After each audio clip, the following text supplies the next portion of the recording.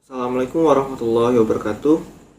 Baiklah, nama saya Muhammad Ashraf Al-Jawahari dari kelas SK 5B dengan NIM 09011281924 Baiklah, di sini saya akan membahas tentang progres project kecerdasan buatan, yaitu mengenai analisis deteksi kebohongan melalui arah tatapan menggunakan Viala-Jones atau OpenCV.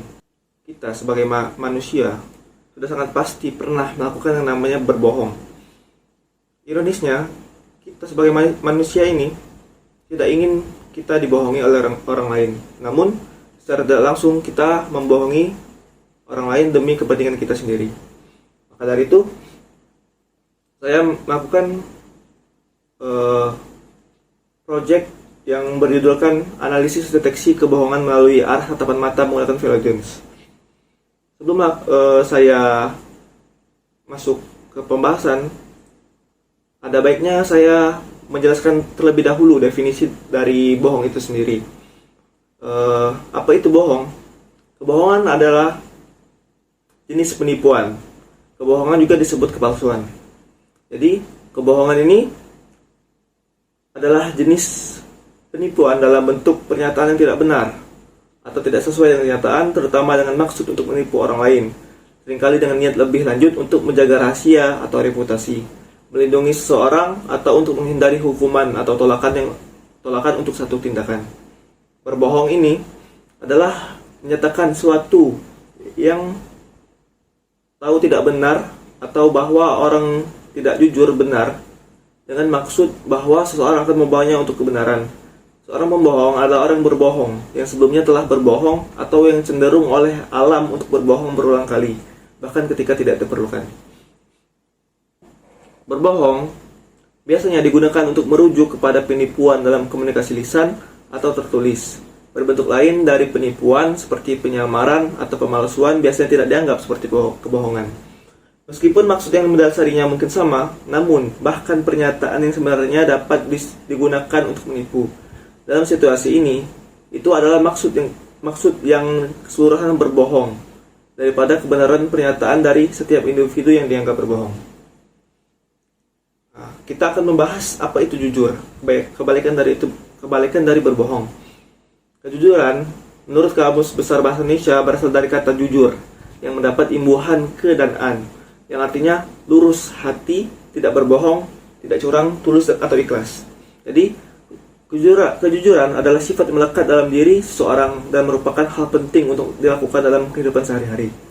Menurut Tabrani, arti jujur dalam bahasa Arab merupakan terjemahan dari kata syidik, yang artinya benar, dapat dipercaya. Dengan kata lain, jujur adalah perkataan dan perbuatan sesuai dengan kebenaran. Jujur merupakan induk dari sifat-sifat terpuji. Jujur juga disebut benar, memberikan sesuatu yang benar atau sesuai dengan kenyataan. Kemudian karena di sini saya membahas pupil arah mata, maka saya akan membahas sedikit tentang mata dan pupil. Jadi, mata adalah organ penglihatan yang mendeteksi cahaya. Mata merupakan salah satu organ tubuh yang sangat penting. Cara kerja mata yang sederhana salah satunya adalah hanya untuk mengetahui apakah lingkungan sekitarnya adalah terang atau gelap. Jadi, fungsi mata yang lebih kompleks digunakan untuk memberikan pengertian visual.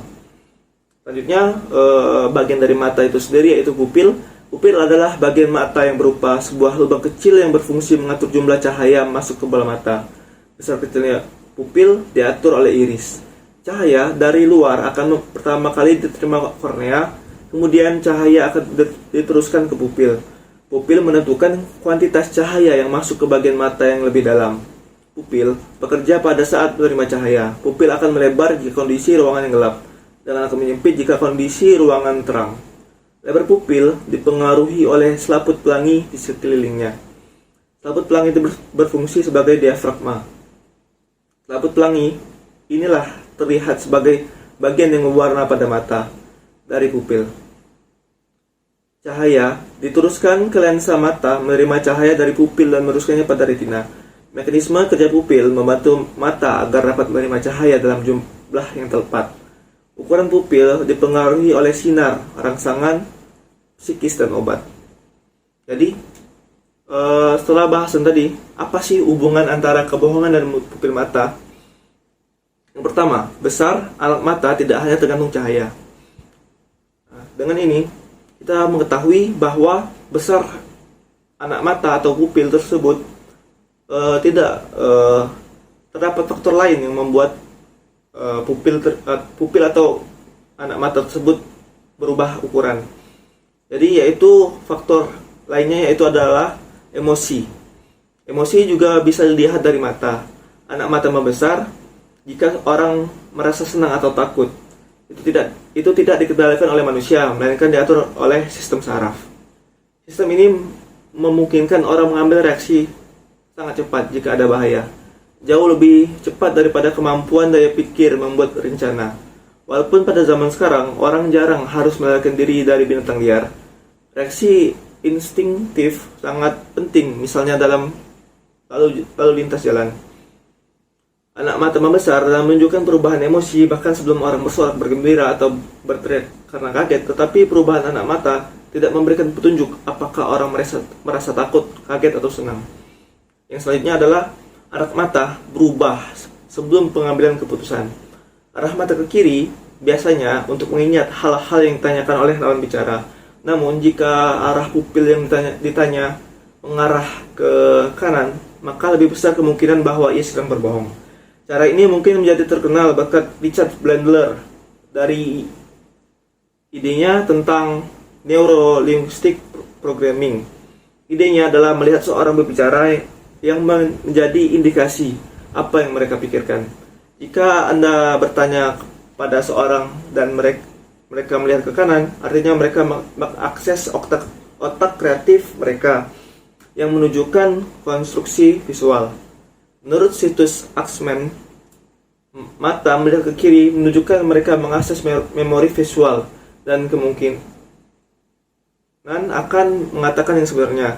Dengan demikian, melihat langsung ke kanan menunjukkan konstruksi pendengaran atau bohong, dan ke kiri memori auditory atau kebenaran.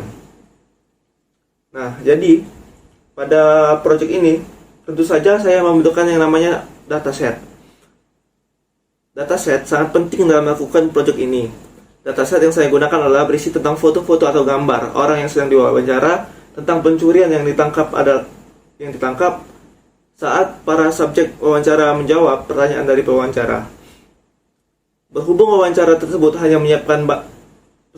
harus menyiapkan banyak hal seperti narasumber dan lain-lain, seperti kondisi, maka saya mengambil dataset dari sumber tertentu yang berkaitan dengan pembahasan ini. Dataset yang saya gunakan berupa gambar orang yang sedang menjawab pertanyaan yang titik fokusnya pada arah pupil mata. Pada slide selanjutnya adalah lampiran dataset, namun data tersebut telah dikonvert atau diubah dalam bentuk tabel yang telah diberi keterangan yang sesuai dengan berbagai gambar. Pada dataset ini yang diwawancara adalah tentang kamera CCTV, yaitu tentang pencurian. Jadi di sini terdapat tabel yang dimana yang pertama pertanyaan yang diajukan pewawancara kepada narasumber. Setelah ini pertanyaan sehari-hari sebagai pembanding. Jadi para narasumber tersebut, para subjek maksudnya, diberikan pertanyaan sehari-hari untuk pembanding apakah orang tersebut berbohong atau tidak, yang digunakan untuk pertanyaan-pertanyaan selanjutnya. Kemudian ada pertanyaan terkait kriminal. Jadi para subjek di sini akan diberikan video CCTV yang berkaitan dengan mereka, yaitu tentang kasus pencurian motor. Jadi di sini setelah dilakukan pemberian video pada mereka, selanjutnya pewawancara melakukan pertanyaan terkait kriminal dan mendapatkan hasil seperti pada tabel tersebut. Selanjutnya, hal yang sama, pertanyaan terkait kriminal, namun harus menjawab dengan mengada-ngada. Sama saja seperti sebelumnya, diperlihatkan video seperti sebelumnya, namun para subjek harus menjawab pertanyaan tersebut dengan salah atau mengada-ngada. Maka didapatlah data seperti pada tabel yang ada pada PPT ini.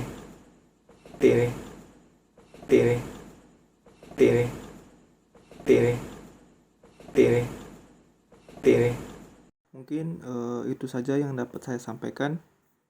Terima kasih. Wassalamualaikum warahmatullahi wabarakatuh.